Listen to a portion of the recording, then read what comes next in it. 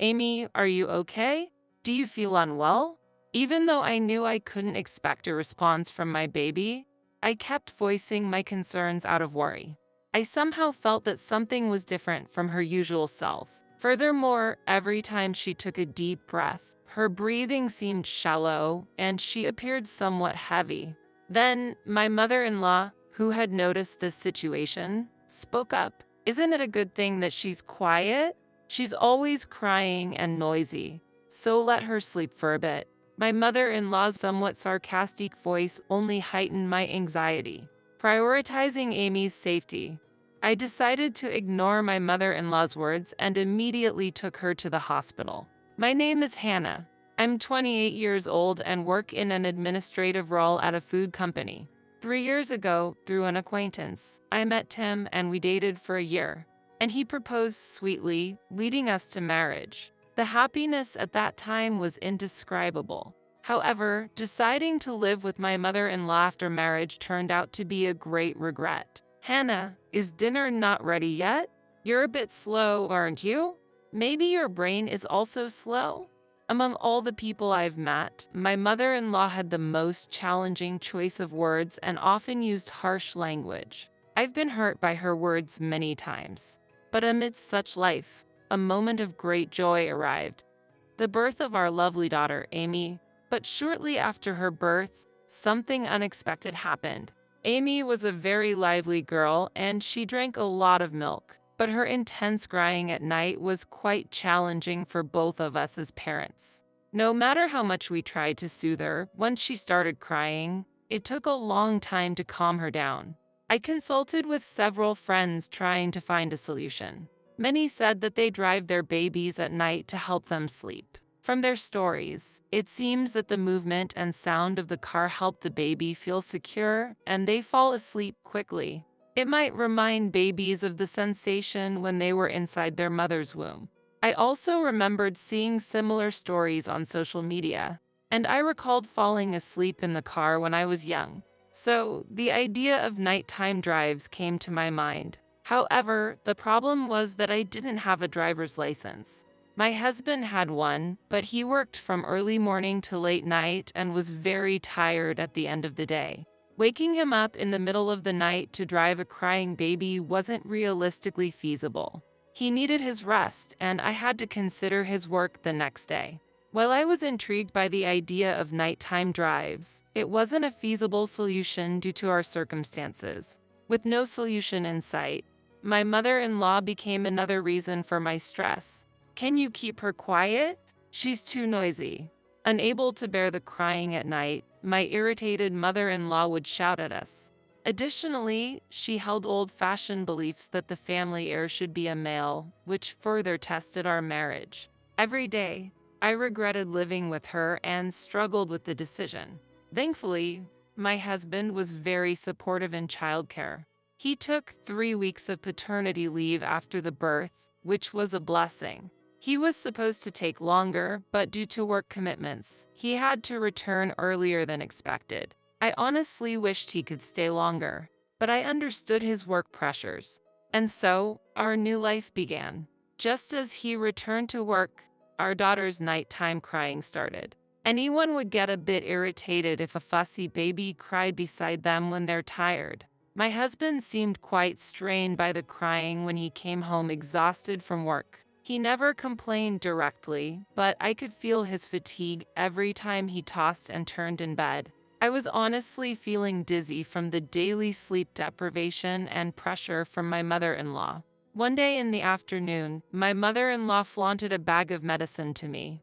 Look, Hannah, because of the baby's crying at night, I couldn't sleep and got this medicine. It's really tough, she said. Then, deliberately in front of me, she took the medicine, remarked sarcastically, "Such an inconvenience," and went back to her room. Watching her leave, I felt like crying a little. On one particular night, my husband had an important presentation the next day. I wish I could let him get a good night's sleep tonight, I thought, so I had been taking care of our daughter all day, thinking of various things. I adjusted her nap time, played with her more than usual, and read books to her. By nighttime, perhaps due to my efforts, she slept soundly. I felt a deep sense of accomplishment. I thought, tonight I can let my husband rest well, and I might finally get some sleep. Just then, my mother-in-law suddenly banged on our room door. "Hannah, you haven't washed the dishes yet. What are you thinking, leaving them this late?" she shouted angrily. By prioritizing putting our daughter to bed, I had put off washing the dishes. I deeply regretted not explaining that to my mother-in-law. And then, woken by my mother-in-law's shouting, our daughter Amy began to cry loudly. All my day's efforts evaporated with a single sentence from my mother-in-law, and I felt like crying, too. Despite this, hearing Amy's cries, my mother-in-law shouted even more. "Why is it always so noisy every night? Can't you keep it quiet?" Feeling that my sanity might shatter, I began preparing milk for Amy.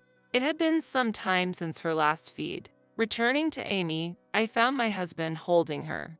Amy was quiet in my husband's arms, but she looked like she might cry again soon. As I brought the bottle close, she began drinking eagerly. She must have been hungry, I thought. This was the first time my husband and I had fed Amy together in the middle of the night, and it felt like a very special moment. Seeing my husband feed Amy, I strongly believed we could get through these nighttime challenges together. This joint effort felt very warm, a moment filled with love. Our hearts swelled with the thought of lovingly raising this small life. The next morning, after my husband left for work, I started doing house chores. During this time, my mother-in-law was relaxing on the sofa.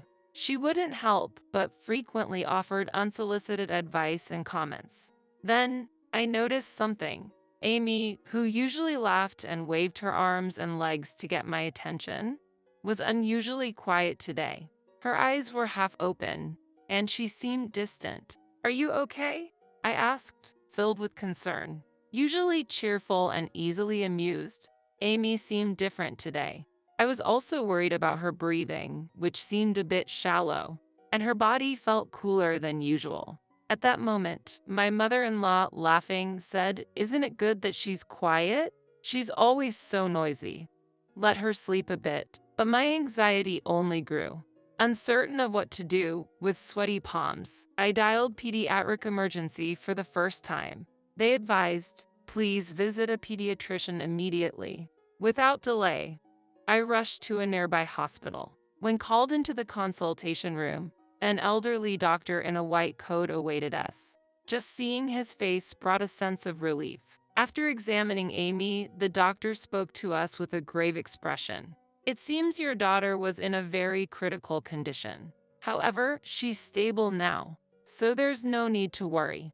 Hearing his calm voice, I felt relieved, but then his next words made my heart race. "As a result of the examination, specific drug components were found in your daughter's body. This is from a medicine commonly prescribed for insomnia. Are you aware of this?"